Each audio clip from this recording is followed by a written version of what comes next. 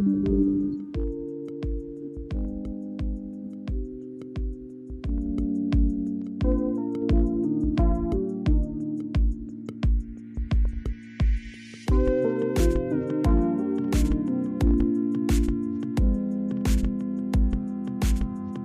evening, everyone. We're still setting up here just a little bit. We'll get into the conversation. Maybe you're coming back home from work. Maybe you've been all day at the house. There's a lot of discussions around a lot of these topics. So sometimes I like to group them together. I know they have polar opposites, right? Oh, do they? Or do they have some relation and correlation to one another?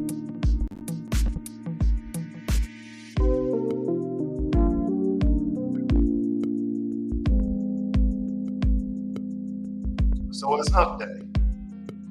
One of my favorite days, kind of know that you halfway did it, you're halfway there.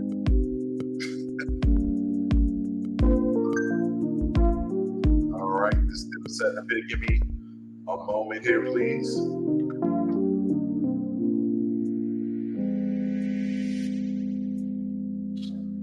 So we're going to get right into the discussions here, family. We're going to first start talking about abortion. Because I know that, believe it or not, Barack Obama ran on a ticket of pro-choice, okay? Not pro-life, but pro-choice.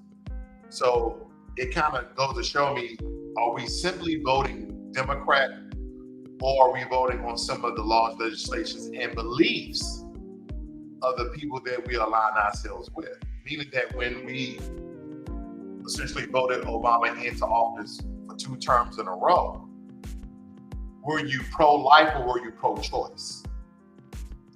Now, according to the historical religious belief of Black Americans, we are traditionally Christians. You may not be Christian now, but traditionally your family were Christians. Okay, and if you read the good book, then you know that the great book is about pro-life, not pro-choice when it comes to having a baby being born. Okay, that is the historical references and religious belief that the Bible is inherently pro-life, especially when it comes to innocent babies. Now we can get into the story of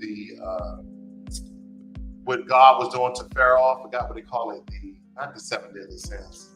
Family, I forgot about that time. But the plagues that God was given to the Pharaoh at the time. And the last time I checked, even in the Bible, babies were not protected, right? Because the shepherds were supposed to go around and mark blood on the door of either the firstborn of them being killed or being saved. I forgot. I'm probably switching those around, but you get what I'm getting at. Meaning that God killed those babies. Now, a lot of people won't even have this discussion. People are like, what the hell is he talking about? God killing babies. Family, I'm just making a connection because a lot of times people don't read their Bible, right? I read at that time in my life. I was very well astute in the Bible, right? So to me, it didn't make sense. But for me, when we're talking about abortion and what's happened with Roe versus Wade, a lot of us don't have that historical information. So I think it's important that the background of the Supreme Court back in 1973, Roe versus Wade, have constructed a lattice work of abortion laws, codifying, regulating, and limiting whether, when, and under what circumstances a person may obtain an abortion.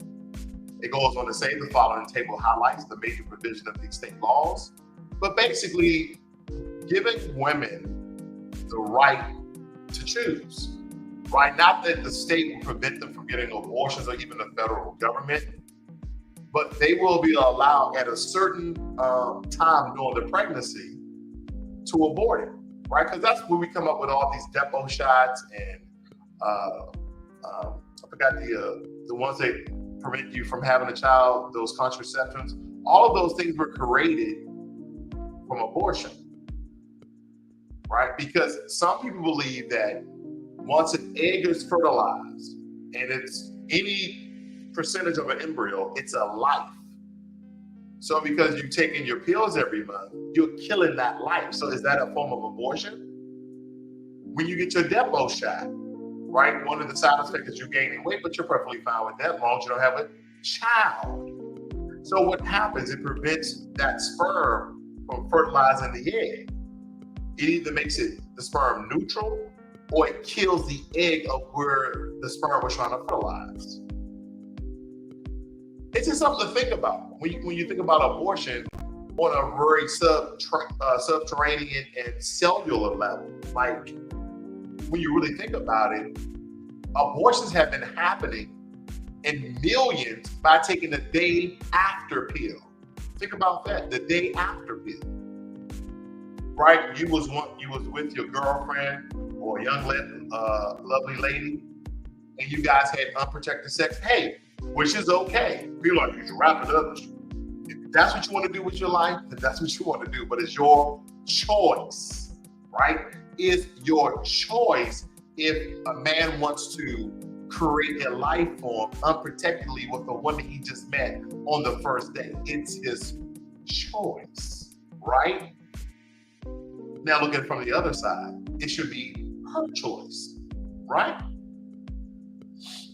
But again, we understand that this nation has been created on two ideologies, two ideologies that's not even the foundation of it. Two realisms of Christianity and slavery, right? That's just what the country was built on.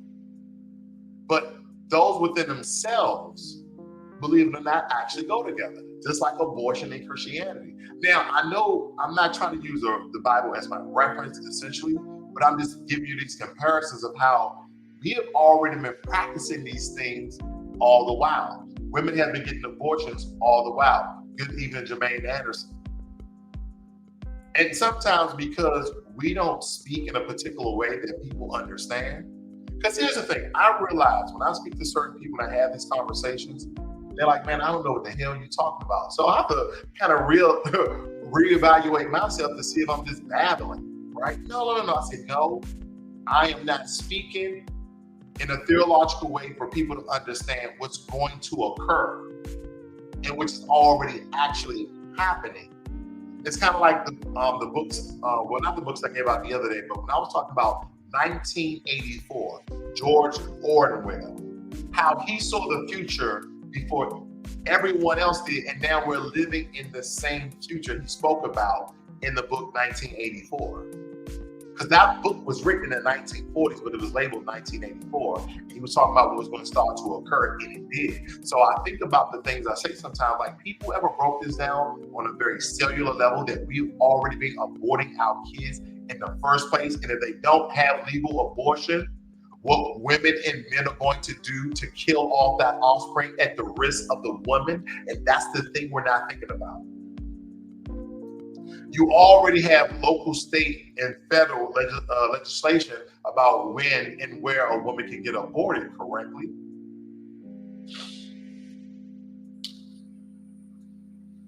These are the things that we have to think about. Because a lot of us just go out into the streets and protest and rally and complain about things that we may not agree with or may not didn't understand on a high level, and we've already been supporting it. Yeah, baby, go ahead and get that day after pill. Yeah. Go out there and get it.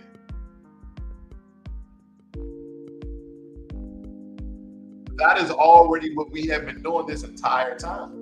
Whether you're Christian or not, whether you're Muslim or not, don't matter your religious affiliation, but most of those religions are what? Pro-life. Because during this whole time that they came out Roe versus Wade, was due to a situation where a white woman claimed a black person, a black male, raped her, and she didn't want to have a black baby. Because before then, abortion was illegal.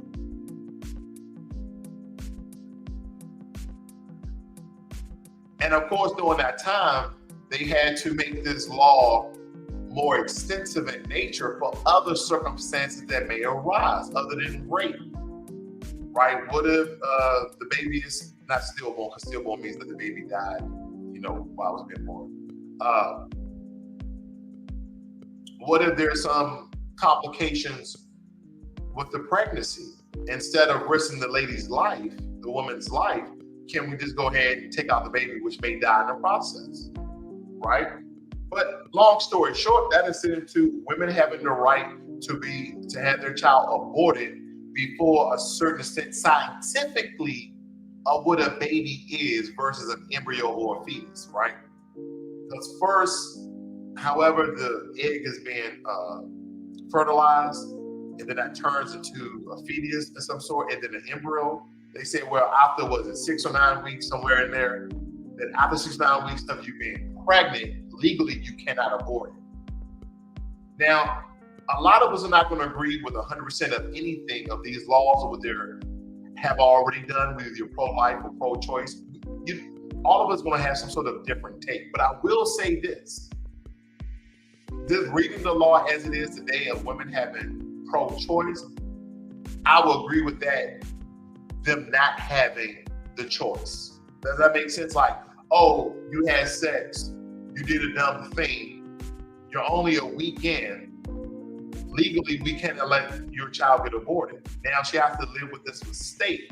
And some people, oh, my child not a mistake. No. If you and a man had unprotected sex, and you waited, you felt queasy, you threw up or something, you took a pregnancy test, and you found out 1 or 2 weeks later that you were pregnant, and it was just a one-night stand, you made a mistake or you just had fun. But now you got to live your life with an 18-year-old child of some guy you just met. And then vice versa for the guy, because now she might get in contact with you because now you got to raise this baby. Now, some people are like, hey, it is what it is. You made a decision, and here are the consequences. I get it, but I'm looking at it from every perspective. I know religious men and women who will lay down, have unprotected sex, not married, right? They out here just like everyone else, but they're Christian.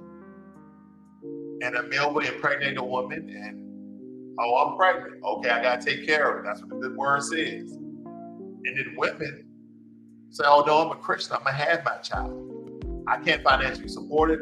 I'm going to figure out the way, but hey, I'm going to have this child. Wow. Because the Bible told you to have a baby, you're going to have it, and you're not even financially sounded. You don't know the dad. You had a one-night stand. He was actually out of town.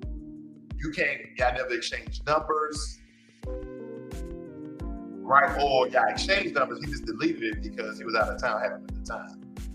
So I'm just like, now you're with that child. So that's what I'm saying. You can tackle this in many different angles, right? You can tackle this in many different angles because everybody's going to have a different stance. I'm just stating that for me, giving women the choice versus them not having it, right? And you already have the legislations in place. Then someone's going to bring up, it's against the rules and laws of the land. People come up with all types of stuff why you shouldn't have abortions, but then people come up with other reasons, and it's mostly financial, of why you should have an abortion. Now, I know I did some segments on Marcel Dixon, and this is what I'm talking about, family. I still support Marcel Dixon. I still believe he's great for the Black community. And this is what I've been telling you this for years.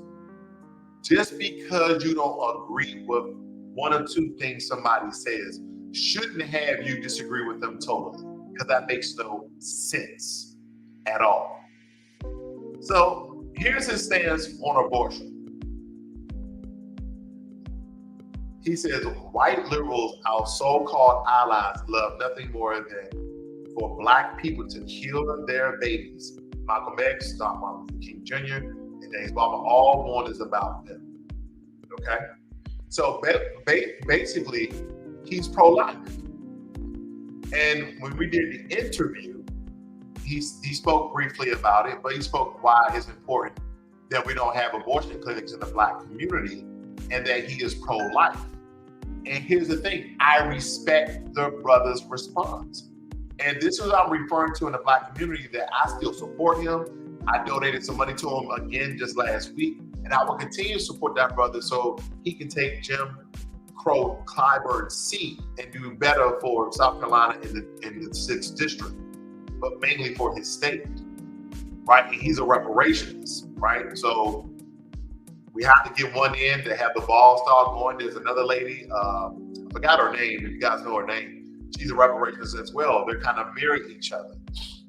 But I'm not going to agree on everything Marcel has to say, but that's not going to stop me from supporting him. But that stops you from supporting people. And time again, I always let you know that your vote, right? Your vote, your voice is important to you and your family. You and your family, and nobody else. But we have everybody to influence us, to change our minds, other than what we really want. Because they have a convincing argument doesn't make it good for you. That's all I'm saying. Somebody would have asked me, do you support abortion? No. I don't support abortion. I support pro-choice. Somebody would say that's a very passive-aggressive way of saying that you support abortion. Then if that's what you believe, so be it. You see, you don't got to argue with nobody about your choice. I'm just pro-choice. I'm not pro-abortion. I'm pro-choice. But there may be some examples of where I just believe that abortion is not needed. But that's me. That's my own personal choice. But these are the things that we're talking about, because a lot of us may not even understand the very basic ruling of Roe versus Wade. It states here that Roe versus Wade was a landmark decision of the U.S. Supreme Court in which the court ruled that the Constitution of the United States protects a pregnant woman's liberty to choose to have an abortion without excessive government restriction. It gives them the right to choose. It gives them the right to choose. So that's my thing to you. I want you to think of something that you keep near and dear to your heart. And, like freedom.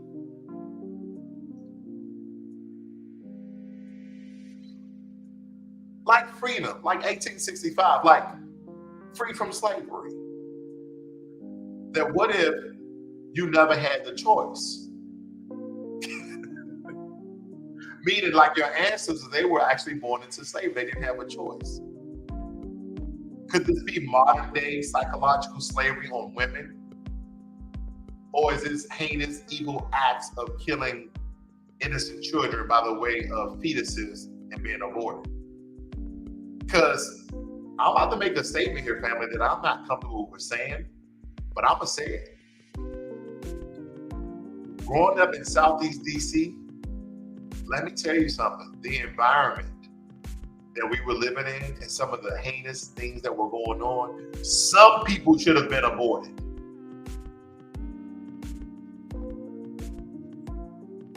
Some of us should have been aborted. I hate to say it, but I know some people are going to be like, no, man, a lot of us came from pain, came from strife, came from agony, came from broken down homes, and look at us now. We're doing 10 times as better than we did. I'm not saying all of us, but I also want you to look at some of the dusty dudes in your neighborhood. And you got to look at their dusty moms. You got to look at their dusty fathers. And then you have to just really keep going back, but at the same time, you understand why they're dusty. You understand why they're ratchet, because their parents were. And they never really had the resources to take care of that child. This is a big topic. This is a big topic, even for men, ladies. Ladies, this is a big topic for men as well. Because there's a lot of men like women. They want to have their child. There's a lot of men like women. They don't. They're not ready. Or they just don't want to have it. Because some people only want the benefits of sex, not the outcome. Listen, some people want the benefit of sex without the outcome. Because sex has one purpose and one purpose only. According to the scripture, it's procreation. They said that sex is for procreation. But I can tell you one thing, a lot of us are finding a lot of pleasure in sex without having kids, are we not? I'm just stating the fact here, family. You can prove me wrong or prove me right. It doesn't really matter to me. Okay? So I'm looking at all these topics here. Supreme Court has voted to overturn abortion rights, draft option shows. Right under that, we have Supreme Court has voted to strike down the landmark Roe versus Wade. So just an update, you guys. Currently, this law is still intact. Abortion is still legal, right? As of today, abortion is still legal as of today, but this may change. How you doing, Jacqueline? Nice to see you, sister. And this is a big topic for everyone. I just believe that, hey, once again, everybody's going to disagree on this, but I think the right thing in this so-called free country that we have is that the right thing to do is give them the choice.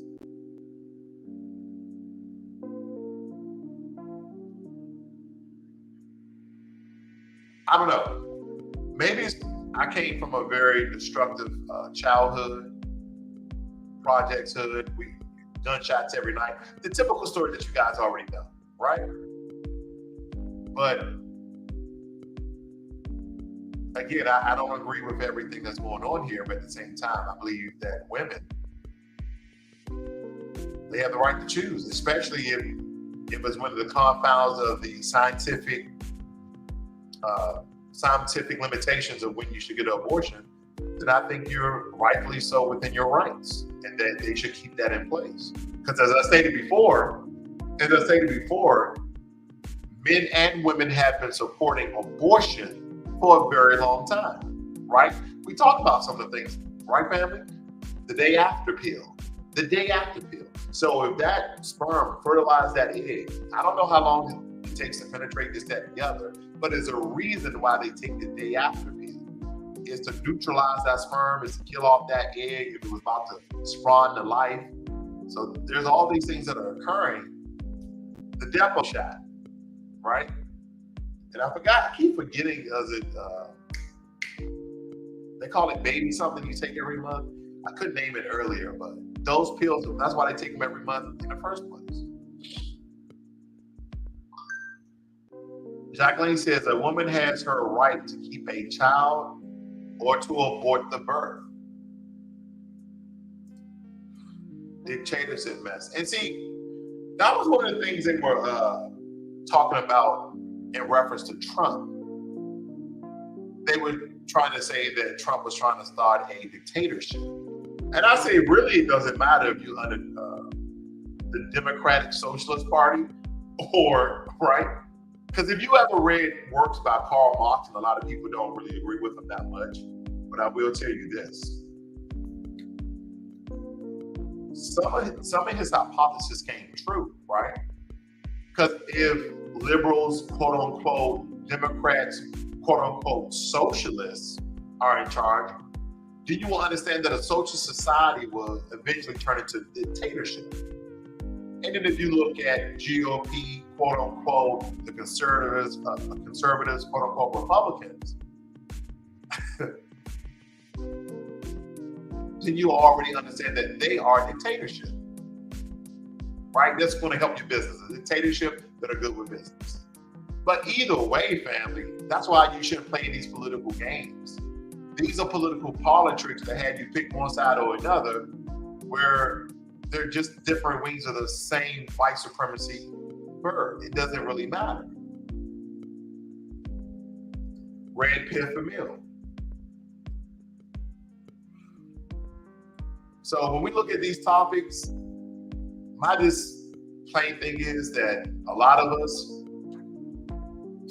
excuse me, I just recovered from yesterday. A lot of us are essentially giving our views, we're giving our power to the political party that we are affiliated with versus you choosing for yourself. That's all. And when I really look at the Democratic sort of their laws and proposed bills, I don't agree with a third of that bull crap.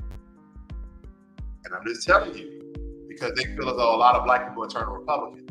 Not a Republican, not a Democrat, not independent. I'm just black, right? But believe it or not, family, if you go and read some of the things that the conservatives stand for, you'll be like this. Me too. Because a lot of us don't understand. Before 1971, excuse me, I don't think it was 1971. What was it? Lyndon B. Johnson. That's what it was. Lyndon B. Johnson. Before Lyndon B. Johnson, did you know that black people primarily were Republicans? But Lyndon B. Johnson, being a Democratic president at the time when Martin Luther King, when he was speaking about him about civil rights, he said they would pass it. Black Americans at the time became Democrats overnight. And ever since then, we have been Democrats. Traditionally, not saying that we all are now, but traditionally, we have been. So everything the Democrats say, that's what we do. Because time and time again, we've been told this, right? We continue to vote and we receive nothing. Of course, if you looked at some of my videos before, family, you see how I point out all the things that Democrats are doing for other people. But then they'll tell us, oh, well, you guys have been the most faithful. You've done the most hard work. You're our grassroots. Black people, thank you so much. The only thing we get is vocal, empty promises, right? We get word talk. We get over talk. We get undertone. We just get sidetracked. Like, they never say what they are going to do. They, oh, well, we can look into that. And we can probably work on that. And I believe there's some things we can do, but they never tell you what they're going to do, right? And their trial record shows you that voting for Democrat, and I'm not telling you to vote for anything else, by the way. Let's just keep that clear. I'm not saying you got to vote for one or the other. Don't let them scapegoat you into this new term. Oh, if you don't vote, you're disrespecting your ancestors. They died for you to vote. No, they didn't. Your ancestors did not die for you to vote. They died for you to have the choice to vote, right? That is your freedom. Because now they see that black people are no longer supporting the Democratic Party and some of the stuff they stand for.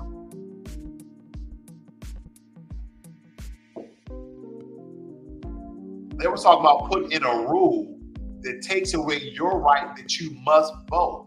And that's what I believe Jacqueline was talking about, dictatorship. They're now thinking about implementing laws that will make people go out and vote, meaning that you don't have a choice. You must vote. That's just one step closer of you must vote for this person, right? Because if I must vote, the next step is you're going to tell me who I'm going to vote for, just like some of these third world countries with all the corruption there as well. And don't get me wrong, third world countries, I'm not speaking down to you, because America probably has more corruption than your country. I'm just giving one of those correlations in here.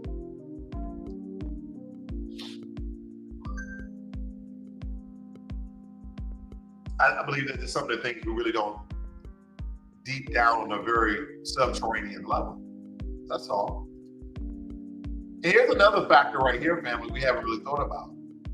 This whole pandemic that was happening since 2020, and my wife made a really great comment earlier. I can't really repeat what she said. It was so intelligent. But basically, she was saying the year 2020, when everything became clear, like 2020 vision, everything became clear to a lot of black people what the hell's going on, because we had time to sit and not work and really reflect of what we have not been doing with our freaking lives. And what were some of the roadblocks and barriers and things that were preventing us from moving forward? It took us to 2020 during a damn pandemic to wake the hell up. And that's when, the woke culture, they try to demonize the woke culture. Who tried to demonize the woke culture? Both Republicans and Democrats. It was on CNN and Fox News. They were telling black people, they were using the term woke as an analogy for black people, okay, as a substitute word for black people, demonizing woke culture, saying that it was stupid, dumb, and illiterate, basically telling us that's what we are, because we are now awaking from our slumber, we're awaking from our sleep, of voting for political parties and doing things within these political sort of houses that does not benefit us. And then once again, it doesn't matter if we vote for a black man, it doesn't matter if we vote for a white man, we still receive nothing. And then you say, oh, well, I work hard, I got these things. But no, family, what is this government doing for other people that they're not doing for you and have not been doing for your people? But they continue to pat you on the back and take you along for the ride and give your ass a fist sandwich. But when it's time to hand out checks, you go away the way you came with absolutely nothing. But you keep voting Democrat. You keep thinking, oh, well, I'm going to be different. I'm going to vote Republican. If you don't have a business as a black person, I really don't see the benefit of voting Republican either. I really don't. If all these groups can get support in legislation, when people say support, family, when people say resources, they're talking about money. They're talking about money in some form or fashion. That's what they're talking about. But we have not received any of that. The one thing they continue to trick Black America on is symbolism. Symbolism, symbolism, symbolism. We're going to put more Black women in political positions than any other administration. Symbolism. How does that help Black people?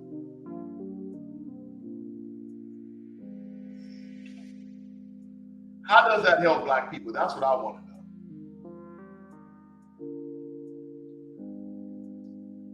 That doesn't help us in any form or fashion of putting people in a position. That's just like this. Do you guys know the CEO of Wells Fargo, Knight Branch? Do you know that he makes over $250,000? Did you know that? Me either. I didn't know that. I just made that shit up. That's what I mean. It means nothing to us. We don't know about a particular person. The only difference is that Black guy working at that Wells Fargo branch making over $250,000 is just fictitious as Black men and women in politics representing Black America, but it does nothing, no tangibles, nothing realistic, nothing pragmatic that we can actually build off of. I just don't get that, right? I don't get that. The stupidity in that. You got LGBT being supported. You have anti-hate laws for Asian Americans being supported, and money comes with that. And I don't even want to go to the big kicker, which is Native Americans, which they deserve everything they're getting, but we are not, right?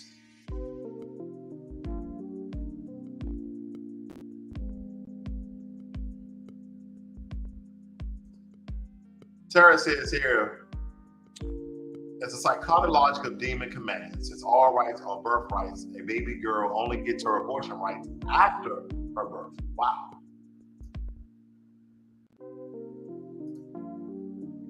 Well, thank you, sister. I appreciate that. She said that I preach victimology and no facts. Hey, Jermaine, if you're still in here, I would love to have this sister or psychotic victimizer to come join me. So what I'm gonna do is, if you wanna come on into the room here, I'll stop sharing my screen. And I'm gonna send an invite to the chat for Tara if you wanna come on and speak the facts as you know it. So there you go. The link is in the chat. You can click that link You can either join with or without your video. And please, at all means, tell me that I'm speaking victimology and not facts. And we can have the discussion right here, right now. I don't got shit to do. I got the time today. I don't have nothing to do. My wife is all at work now, so she's probably getting dinner together. Finished a cigar. So the link is in the chat, Tarek, because I'm speaking victimology, right? No facts. I will want you to give me the facts so I can be educated. Believe me, I'm not above approach. So the link is in the chat. I'm waiting for that person to sign, but I'm gonna continue on. Another thing we should be looking at is overpopulation, right? And this is where I was going at before, overpopulation. We're looking at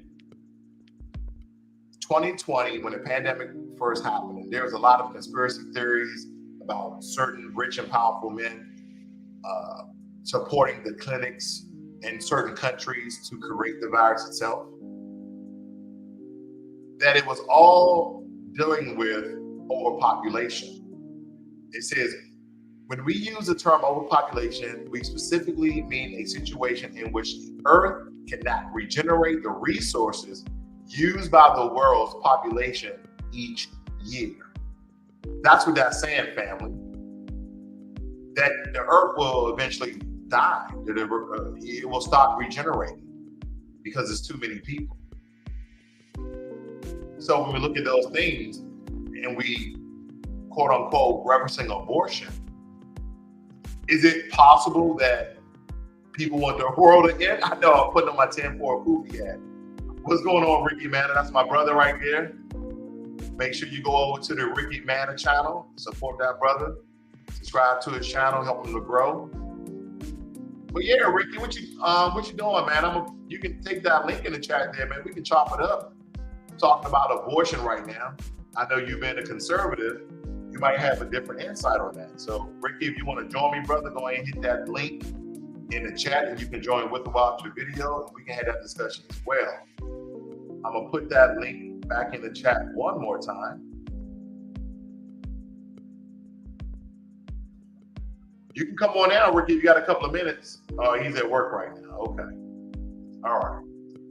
I'm gonna keep pushing.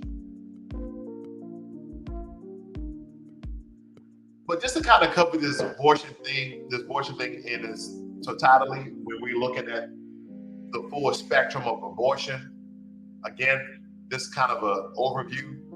Abortion has been happening for a very long time, right? And I'm not talking about medieval terms where, no, that was the 70s, the 60s, I believe it was the 50s, 60s, the 70s, and early part 80s, they were using coat hangers, kill babies.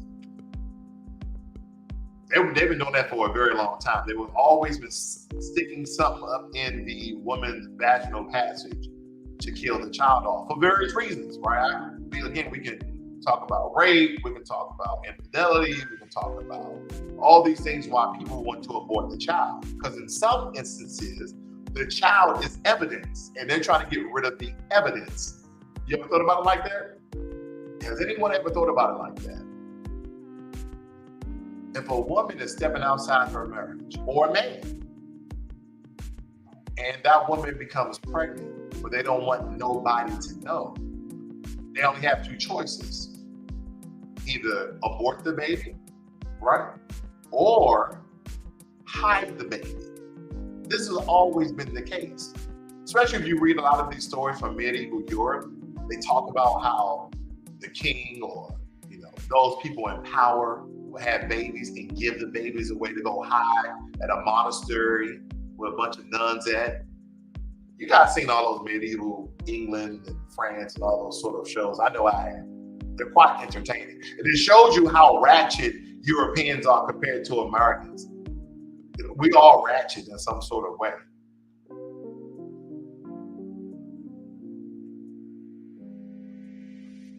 But with contraceptives, with the day after pill, with depot shots, all of these are ways that we have been committing abortion, right? Because everyone has their own definition of when a baby becomes a baby, right? We have our scientific measure of, I think it's anywhere from 6 to 9 weeks, or 6 to 8 weeks, that a fetus is actually formed. And sometime after that, an embryo, which is people consider like a whole life form. But at the fetus stage, because I think it's 6 weeks, you have to abort the baby for most state laws. And if it's not, you have to have the baby to be born, or you actually committed murder of some sorts, right? But all of these day after pills and contraceptives and shots that women take, all of that is a form of abortion. I know we just word it differently.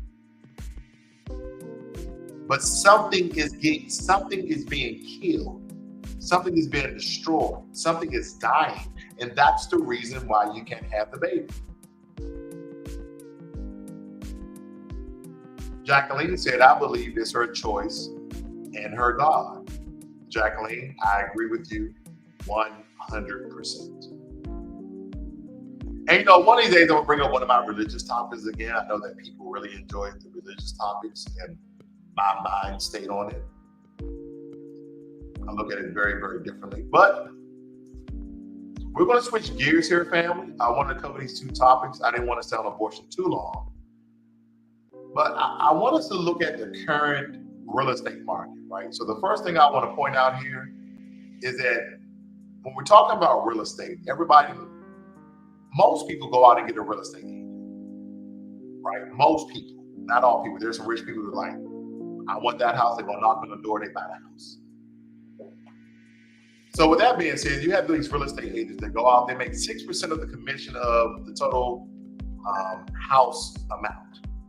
And out of that commission, they probably only receive around 3, because another 3 goes to the brokerage or company that's essentially supporting them.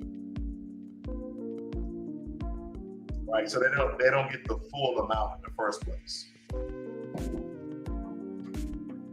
Then you have the amount of money that is going to cost you to essentially, buy that home. Because as I'm looking at the different APRs around America, the one standard number that I keep coming into is 5%. How much is it going to take you?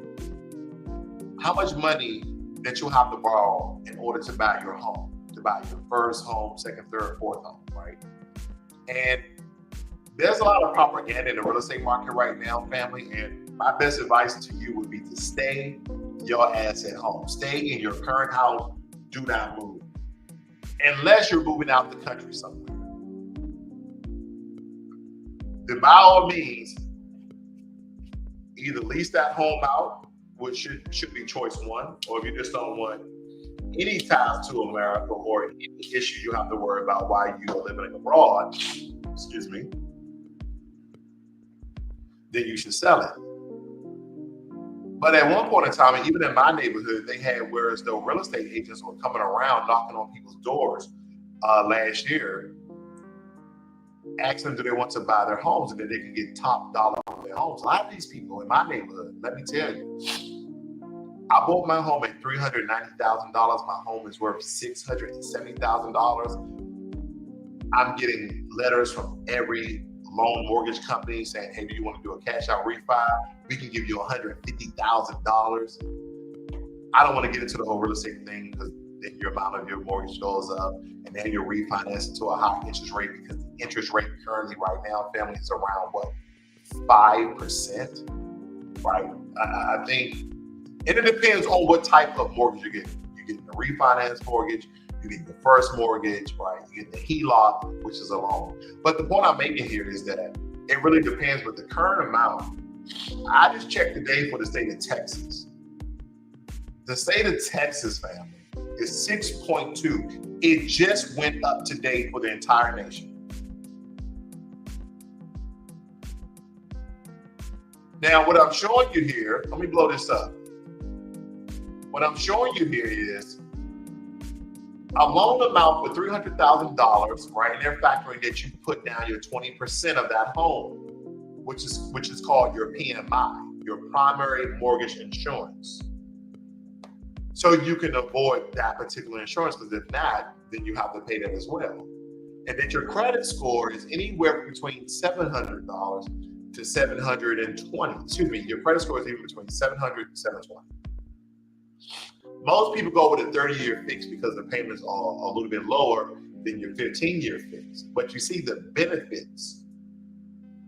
And then what I learned in finance is the longer the loan, the higher the risk for the financial institution that's giving you the money. The shorter the loan, the less riskier it is, so you get a bigger incentive, meaning you get a lesser percentage amount for your loan.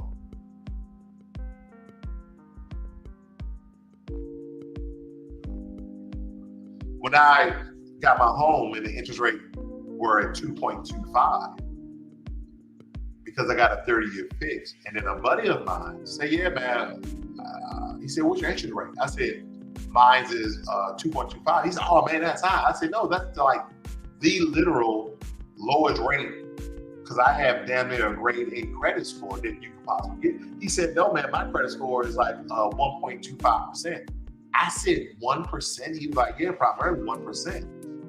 I said, well, how did you get that interest rate? He said, because I did a 15-year fixed mortgage. Oh, and then you can tell right here, for a 30-year fix, you got 6.75%, and then at a 15-year fix, it's literally a percent and 75%, 1.75% less.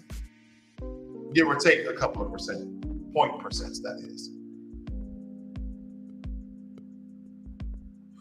So lower the risk, better the incentive, but better the payment.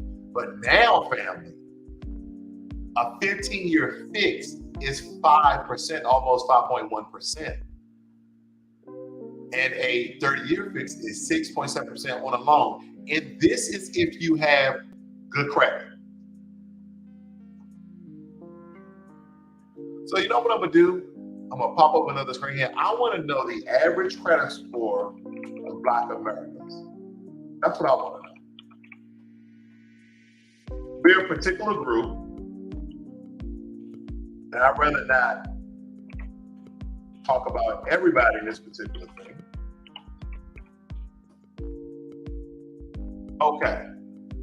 So they saying right now that the average, no. That's Asian Americans. The Asian Americans have an average of 745 rates, while Black Americans have 677. We have the lowest, right? And we already know why we have the lowest. We're the ones who are the ones primarily in low and poverty. So it kind of goes hand in hand, right? It's a partnership. Because if you wasn't impoverished, living in shanty towns and ghettos and projects like I grew up in, then you would have the money to live somewhere nicer, right? You would have the credit. So that makes sense. I'm just saying. That's a very brief surface sort of statement I made.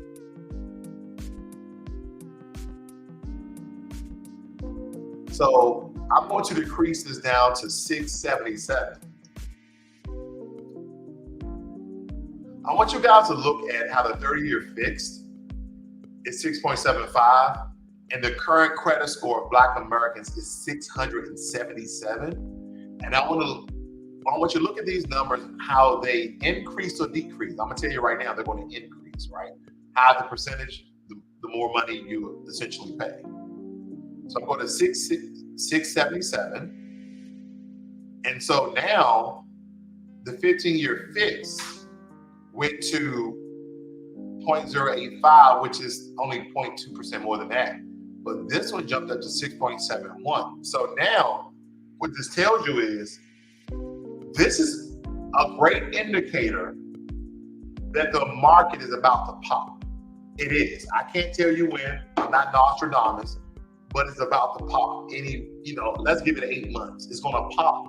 Because anytime you have someone with a 720 credit score and they're getting rated at 6% for a mortgage, these are indicators that either the market is about to pop or the U.S. in whole is going to have a recession of sort. And I already said in one of my videos, are we in a recession?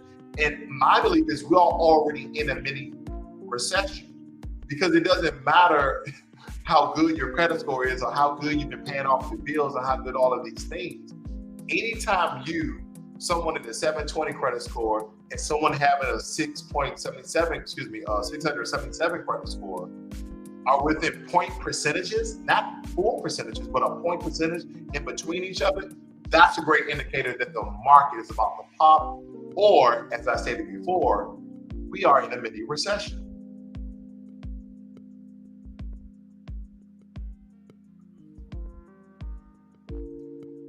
Jacqueline says, I had a credit score of 742 up until this year, experienced that is now at 500s.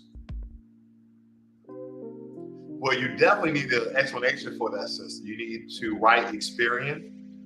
They do have an electronic service. You can go on their website, make an account, and inquire about why your credit score is 500. More times than not, if you have a bank, they could possibly request a credit report for you. You can also do it through Experian, but I think there is a small cost of you receiving your credit report. But if you have been denied credit in the last 30 days, they supposed to send you a letter as well. So there's many ways first to get your credit report and see what you don't recognize. But I can tell you, when it comes to real estate, you don't have nothing to do with it at this point, as I'm just looking at the national averages regardless of the credit score. Now what I'm gonna do, I'm gonna make this 780. So I'm going to 1, 2, 3, 4, 5, 6 tiers of these ranges of credit scores, right? So I'm going to 780. I want to see the 30-year fix at a 6.75. The same was it for 720, and the same if it was for 677. If it goes down because of a better credit score, as it should, okay, that's reasonable. So you got to have a significantly higher credit score in order to get some of the nation lows when it comes to us being in a high market right now. This was 6.75. This almost dropped 2%. You see what I'm saying? I'm sorry. No, that's right. It only dropped 1%. My apologies. It only dropped 1%. But that's still more than the ranges between 720 and 677. Okay? And once again, we're looking at the 15-year fix. I'm going to drop back down to 677, says 5.08. And that is at 5.085, which is not a huge difference. Okay? Which is not a huge difference. Because again, even though someone with a very low credit score gets into a 15-year fix, the risk of the business is still decreased because it's a shorter long term, but you will still get some of the highest rate within that 15-year fixed national average. So when we talk about real estate, when we talk about all of these other topics here, family, there's other things that are being affected by the economy. And a lot of people like to blame the conflict between Ukraine and Russia, democratic laws, the Green New Deal, the environment. But the point is, we're talking about all these things, but unless essentially the government does anything about it, it won't change. Excuse me. It won't change. It won't change at all. Let me address this sister real quick, and then we're going to move on. Jacqueline says, I paid off $35,000 in all my debts in 2005. I wish I was doing my YouTube channel then, because I have letters to help people remove things off their credit report absolutely free. Letters are absolutely free. So you could have saved that $35,000 or paid it to me. Either way. She says, and after a while, $200,000 in CDs, I tried getting back a loan for $40,000 with a credit score, so forth, and was denied. Well, let me say this to you. Just understanding this fiat system that we operate in, we can't correlate you having a good credit score to you getting a loan. And I'm gonna try to clear this up a little bit. Just because you have a great credit score does not mean you will get a loan. Take, for instance, I'm a drug dealer. I don't have any record of me ever working, and I have a credit score of 780. So when those loan officers sit me down, they say, well, Mr. Ross, where's your income coming from? Oh, I inherited the money. Okay, can we see papers of your inheritance so we can understand your financial backing? We understand, your assets. So if you don't pay us this money, we can get our money. That's what it's about. It's about money. They want to know that they can get their money back. So they need proof that you earn a substantial amount of money, whatever in the algorithm of how that bank does business, to show that you can pay that amount off. So like, take for instance me, I have a 780 credit score. I'm thinking I can just go into Ferrari and buy a car.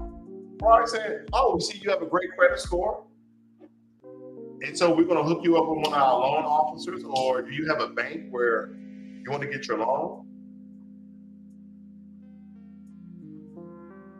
I'm like, yeah. And so they hit up the bank, they hit up the loan officer, they start coming through your financials, say, well, Mr. Ross, we only see that you deposit $500 in your checking account. Are there any other checking account or savings accounts or stocks or bonds that you have that we can see that if you can't pay this, that you could possibly cover it with some sort of assets, cash out your assets and pay us our damn money? That's what they basically say in a very professional way.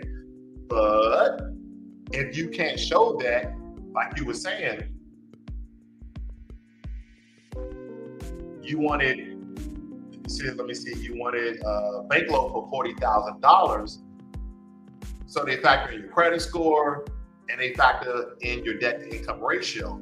There's a certain percentage, I forgot what it was, 33, 34% of the amount of money you're supposed to have freed in order to live your daily life. They actually factor in how much you're supposed to be spending on yourself, right? Daily living. I don't know the correct terminology, but it's like daily living. Like, okay, well, we see that you can afford it, but that only leaves you $300 a month left.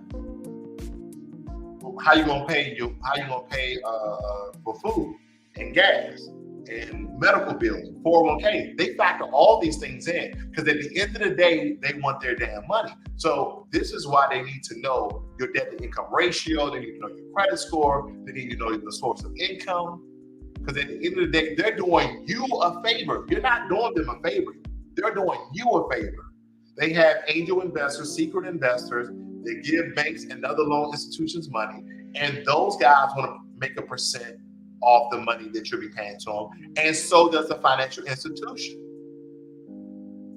Because a lot of times these, banks started up as families. They just kind of group their money in together.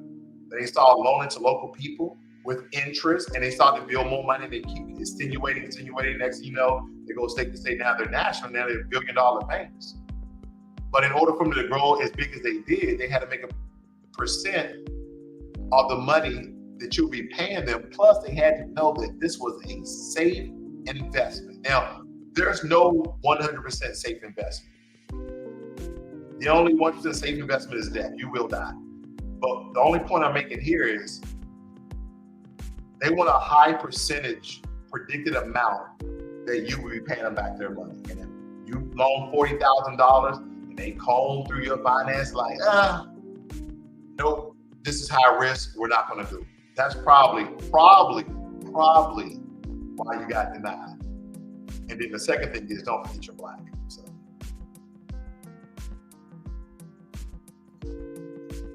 Well, thank you, sister. I appreciate that. She says, I have a $1,000 hospital bill. Ross, I respect you, but I understand the sister and I have owned 2 parcels and extortion for it, so after the husband died, joined others. Okay. Touche. I totally understand.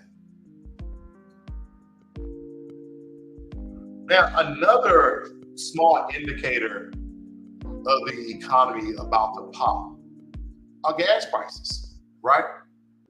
So let me show you this right here. So we're looking at the gas prices at AAA.com, and we're looking at the current national averages. I'm gonna go back up to the map in a minute here, but we're looking at the national average. We see here the date It's March 11th, so excuse me, March 22nd. Huh?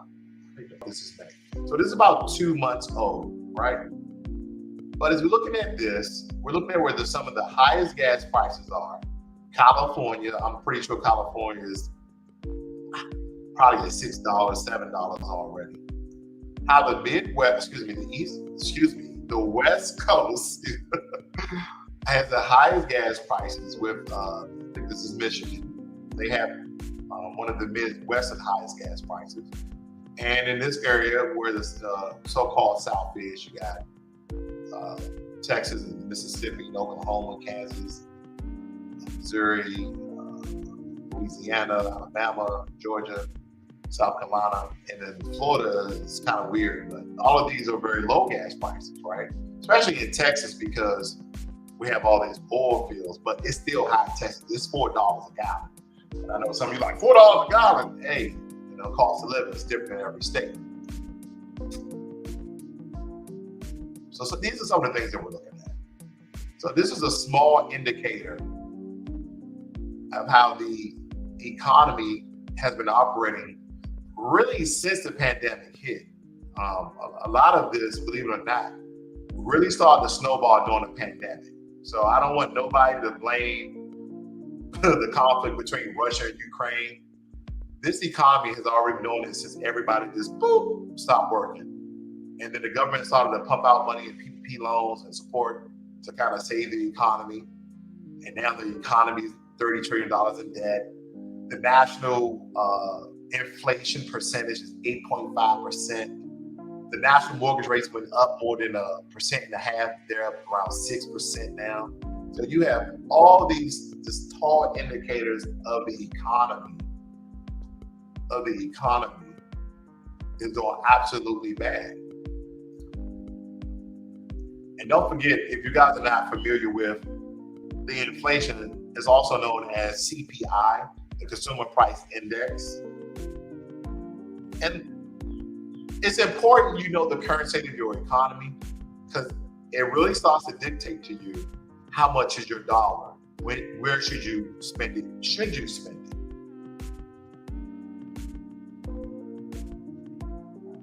Airline tickets are up. Food prices are up. So all of these are indicators of you being in a recession of some sort.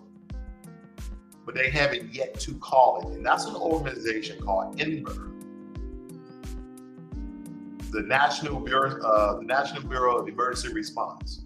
They're the ones who typically calls out and say, hey, we're in a recession. And the government and the different municipalities that be will publicly come out and say that the country's in a recession.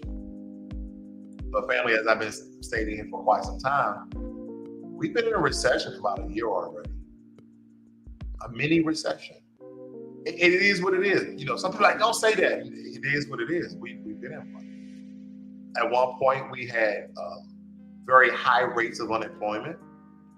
Right? That really started when people could not go to work, could not pay bills. And then you had the eviction moratoriums where you can stay in your home, you can stay in your house, you can stay in your apartment for free. Because of the pandemic, which rightfully so, I totally understand. But this was a snowball effect of it. And then certain markets around the world started to bloom, started to explode. Like the real estate market, like the construction market. So how are you going to tell me that people are getting more home improvements in their home than ever before? 1. 2, material prices going up, but people are paying for it. 3, I mean, when you add these things up, it doesn't make any sense. To those people who don't understand the economy and politics.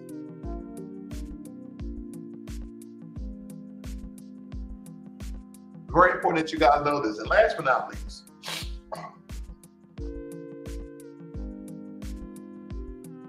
what I realized is that people do not understand that America is a monetary sovereign. I don't know if you guys knew that. And basically, I'm gonna sum this up, but I'm gonna read it too. Basically, a monetary sovereign just can print money as much as they want and never run out of it, and it still be worth whatever it's worth throughout the entire world. That's what it really means. Certain certain price differences, or rather certain percentage differences, will occur. Like in one country, one day the dollar is worth 50 pesos, the next month is worth 46 pesos, but for the most part, it's going to stay in a 20 to 10% swing of what it's worth for that country. It really won't change that much. That's a monetary sovereign. They control their own currency. They control their own wealth. They control their own value. And the thing about it is, because you have to ask yourself, yeah, America has the largest GDP, the largest gross domestic product, but we're also the country that's most in debt.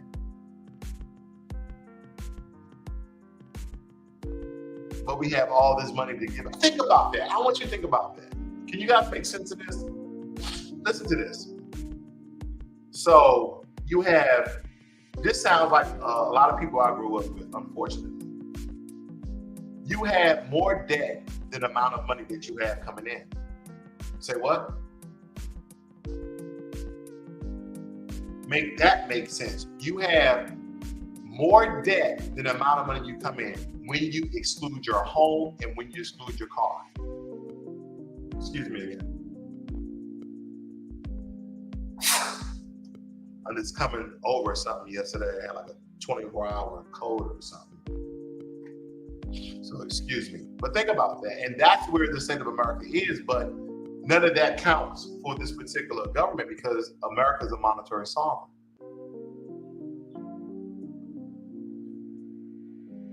And that's all in conjunction with the economy, the GDP, and then people make money off the dollar rising and falling when you do forex trading. But nonetheless, the dollar has been steady. Here's another thing: the dollar is the most invested currency in the world because it's the most steady. It doesn't fluctuate that much. Why do you think is that America just can give out billions of dollars and trillions of dollars? We're $30 trillion in debt, but the value of the dollar does not go down around the world. It only affects us here in America. Inflation is up, this is up, but we're still giving out billions of dollars, $370 billion to Ukraine. I did a video on the African countries we're giving support to, billions of dollars. How can we give out billions of dollars to all these people and all these groups, and our dollar keeps the same value and same worth? It's because we are monetary sovereign. Monetary sovereignty is the power of the state to exercise exclusive legal control over its currency. Broadly defined by exercising the following powers: legal tender, the exclusive authority to designate the legal tender forms of payment, meaning that we have total control of our money. And what states, and when they say states here, family, they're talking about countries. That's another word for countries when people use the word state very broadly. Here are the countries. Let's see what they have. These are countries. I thought I had the countries up here. What countries are monetary sovereign? Let me check. What countries are monetary sovereign?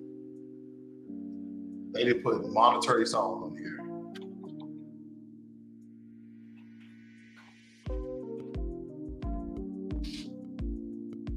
Let's look into this one.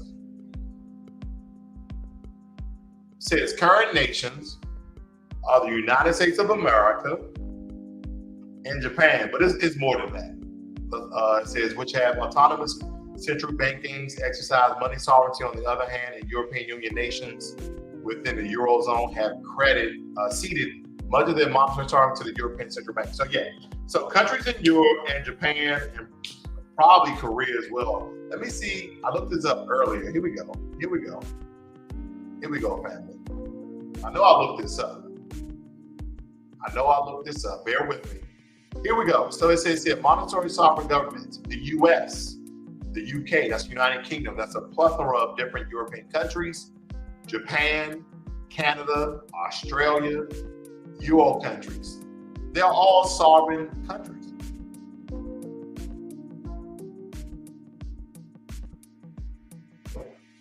You know what country I noticed you know what countries that they did not name?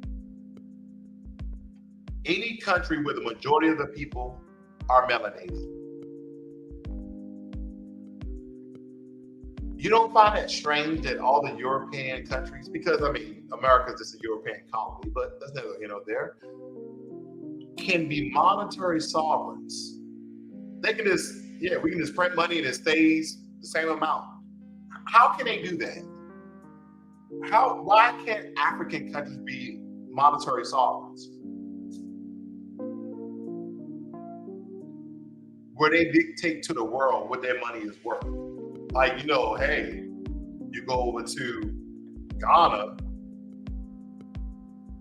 $1 American is 6 of their dollars. Well, Ghana say, one Ghana CD is $4 American. Why can't they do the same thing? Because when you really think about it, what is your paper dollar is backed by? That's the difference. That's the difference, family. Africans' countries' dollar are backed by their resources versus European countries like America. They're backed by fiat. They're backed by debt. They're backed by credit. So what's a resource? Land, water resources, precious jewels, precious gems, precious metals like gold and silver, platinum and palladium, water, food, agriculture, right? These are all resources. These are all things that you can hold in your hand. These are not fictitious in any nature. These are pragmatic. These are realistic. These are all the things that you can touch, hold, and feel. You can touch resources. And that's what your currency is backed by, right? From a world perspective, but not European countries. And one of the colonies being America, they back it by fiat. And what's fiat? It's credit, it's debt. Oh, I owe you. That's what it basically boils down to. It boils down to I owe you. When the last time you touched $1 of you getting a bank loan? You ever thought about that? When you say, you call into your bank, and you're like, I'm looking for a loan to buy a home. And they say, okay, Mrs. Johnson, we have pretty much all your financials. There is going to be some additional information we're going to need for you. And we're going to send this right over to our loan originators, our loan officers, and they're going to, square you away, so to speak. You say, okay, not a problem. And then they want for you to provide information about your assets, how much income you have. Do you have a house? Do you have a car? They want to put all these factors in, correct? Then at the end of the day, they want to know, where's the house? How much is the house worth? Because they're making an investment. But you never touch the money. Hopefully that makes some sense. You never touch the money when you're buying a home. Now, you may get a little money kicked back when you sell your home, but initially, you never touch your money. So is the money actually real? I'm not putting on my 10-4 kufi, but I just want to point that out. When you buy a home, you never touch the money because we work on a system of fiat, a system of credit, a system of debt, where African countries actually operate off of resources, tangible things you can hold in your hand that is of value. Because the question you should ask yourself, if you really care about the economy, if you really care about what's about to happen, then you will probably want to think, well, how can we be $30 trillion in debt and still give billions of dollars away to all these other countries and not give U.S. freedmen, aka Foundation of Black Americans, reparations?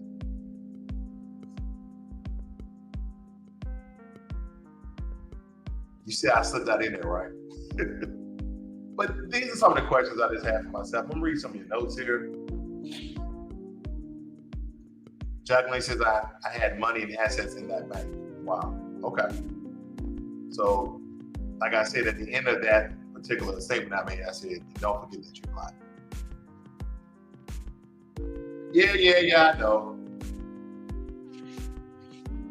Some people who have been blessed all their life, who have, really don't have to work hard, even in the Black community, do not like to accept the fact that sometimes we don't get ahead, sometimes we don't get loans, sometimes we don't get better treatment. It's simply because you are Black. You can speak as well as the best of them. You can have the best lexicon. You can speak on a higher vocabulary level.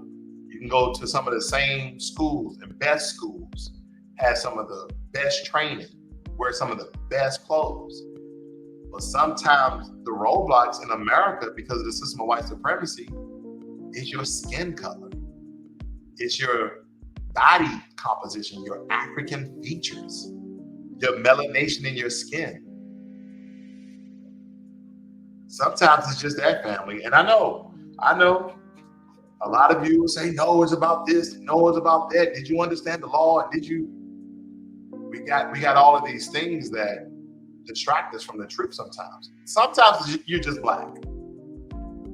You got a high loan at a great credit score, you had the income, your debt to income ratio was low because you were Black, and they realized that you didn't understand that even though the national average for somebody with a 740 credit score, your interest rate should be 3%, they gave you 5% and told you that was a good rate.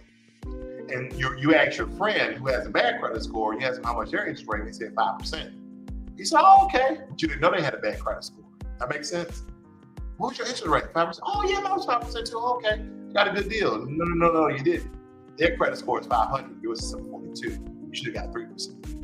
So sometimes, the point I'm making here is, sometimes just because you're Black.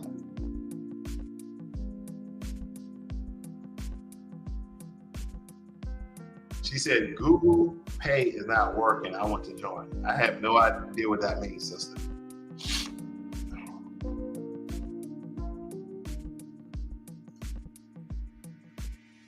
I think she wants to join the conversation. If you want to join the conversation, what I'll do is I'll put an invite in the chat. You can click the link and you can join with or without your video. I have just a couple more minutes here, so if you do want to join, don't be too long because I don't want to cut you off. Okay. So I had the link in the chat, Jacqueline. If you had some information to share with the topic at hand, I'll give you a couple of minutes there. And if not, we're going to end this broadcast. We covered a lot of things here today, family. We covered abortion. We covered the real estate market, inflation. We covered, some of these small indicators of a recession. And I'm not going to go back to my word. I believe we are in a recession. We've been in a recession for about a year. Okay.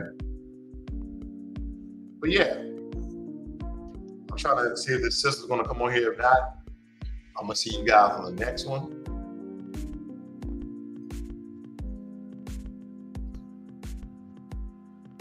If you have any questions, please leave them in the chat. But as I look at these, as I look at some of these interest rates, oh, she was talking about a credit card. She wanted to donate some money or whatever. I appreciate that, sister. And like I said before, family, this is why I put this out.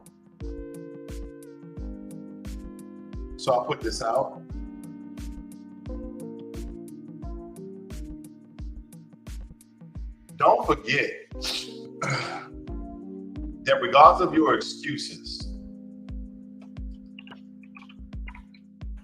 there's still many different ways for you to be successful in this economy.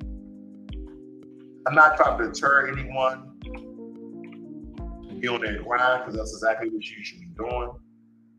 And nothing to essentially discourage you, okay? I got my Cash App in the chat. If anybody wants to donate, I usually don't put that up there, but nonetheless. I see we got the sister in the room. What's going on, sister? How you doing? Oh, I'm doing well. I wanted to give a donation. I tried to No problem. join. I put the Cash App in the chat. Not a problem. Okay. That's all I wanted to say, Ross. Not a problem, sister. You have a great day. You too. Thank you. All right.